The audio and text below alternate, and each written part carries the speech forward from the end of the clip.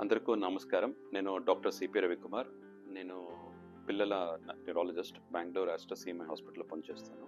ఈ వీడియోలో నేను సోడియం వాల్ప్రోయిట్ గురించి కొన్ని విచారాలు మీకు చెప్తున్నాను. సోడియం వాల్ప్రోయిట్ ఒక మెడిసిన్ అది. ఇది ఫిట్స్కి సామాన్యంగా యూజ్ చేస్తాము.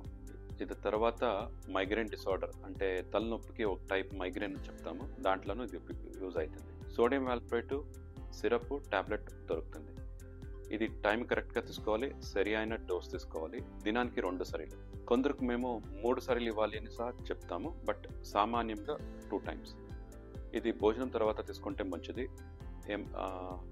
కొన్నిసార్లు పిల్లలు ఏమీ భోజనం చేయకపోతే గ్లాస్ పాలో లేక జ్యూస్ ఇచ్చేసి ఇది ఇవ్వచ్చు.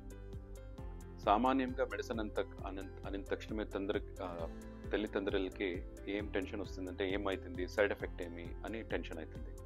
ఫస్ట్గా మీరు ఏం తెలుసుకోవాలంటే, ఈ మెడిసిన్ ఏమన్నా 70-80 ఇయర్స్ ఇంకా ఉన్నాయి. ఈ మెడిసిన్ ఈజ్ వెరీ సేఫ్, మంచిది. ఇది ఫిట్స్ కంట్రోల్కి, ఎన్నో తరాల ఫిట్స్ కంట్రోల్కి మంచైన మెడిసిన్.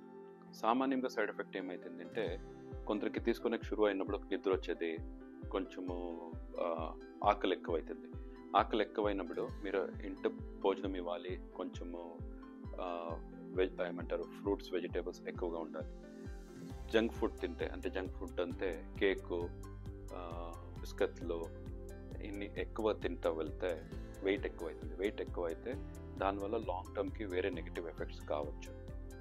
ఇది వదిలేసి సీరియస్ సైడ్ ఎఫెక్ట్ అంతే కొందరు మాత్రం అవుతుంది. ఇదేమంటే లివర్ ఎంజైమ్స్, లివర్ ఫంక్షన్కి ప్రాబ్లం కావచ్చు. తర్వాత ప్యాంక్రియాస్ అనేదికి ప్రాబ్లం కావచ్చు.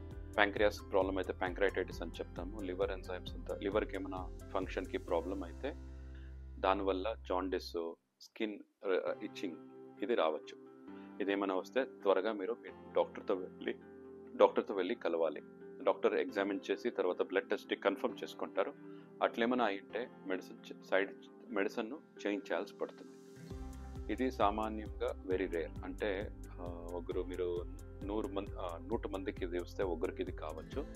అయితే ఎవరికైతుంది అని ముందరే చెప్పే కాదు, తీసుకున్న తర్వాతనే తెలుస్తుంది. దానివల్ల ఇది తెలుసుకోండి. ఇట్లేమైనా అయితే త్వరగా డాక్టర్ని వెళ్ళి కలవండి. ఇంకొక విచారం ఏమంటే, సోడియం వాల్ప్రోయిట్ ఆడపిల్లల్లో పెద్దోళ్ళు అయిన తర్వాత యూజ్ చేయరు. కొన్ని మందికి ఏమైతుందంటే, వేరే మెడిసిన్ కంట్రోల్ కాకపోతే సోడియం వాల్ప్రోయిట్ యూజ్ చేయాల్సి పడుతుంది. లేకపోతే పెద్దోళ్ళు అయిన తర్వాత సోడియం వాల్ప్రోయిట్ వద్దు. ప్రెగ్నెంట్ అయ్యే ఛాన్సెస్ ఉంటే, ప్రెగ్నెన్సీ ఉంటే ఖండితంగా ఇవ్వరాదు. ఎలా అంటే ఇంకా ఆ పాప ఏముంది, పాప మీద అంటే ఇంకా పుట్టలేద పాప మీద ఇది సీరియస్ సైడ్ ఎఫెక్ట్ కావచ్చు. దానివల్ల మీరేమైనా ఏమంటే సోడియం వాల్ప్రోయిట్ తీసుకుంటుంటే అమ్మాయిలు మీ డాక్టర్ని కలిసి ఈ మెడిసిన్ చేంజ్ చేసుకోండి. ఇది వదిలేస్తే ఈ మెడిసిన్ ఈజ్ వెరీ సేఫ్. మీరు అనుకోవచ్చు ఇదంతా చెప్పిన తర్వాత సేఫ్ అని చెప్తున్నానని. ఇట్లా సైడ్ ఎఫెక్ట్ అయ్యేది కొన్ని మందిలో మాత్రం. సో 90%, 95% అందరికీ బాగా పని అవుతుంది. సైడ్ ఎఫెక్ట్ ఏమి ఉండదు. సైడ్ ఎఫెక్ట్ అంటే కామన్ సైడ్ ఎఫెక్ట్, అప్పుడు నేను చెప్పినట్లు ఆకలి ఎక్కువైంది, ఇట్లదే కామన్ సైడ్ ఎఫెక్ట్. అది వదిలేసి ఇది వెరీ సేఫ్ మెడిసిన్. సరి అయిన డోసు సరి అయిన టైంకి తీసుకుంటే మీకు ఇది లాభం అవుతుంది. ఇది వదిలేసి ఇంకేమైనా క్వశ్చన్స్ ఉంటే మీరు మాకు కాంటాక్ట్ చేయొచ్చు. నేను ఆన్సర్ చేసేకి ట్రై చేస్తాను. నమస్కారం.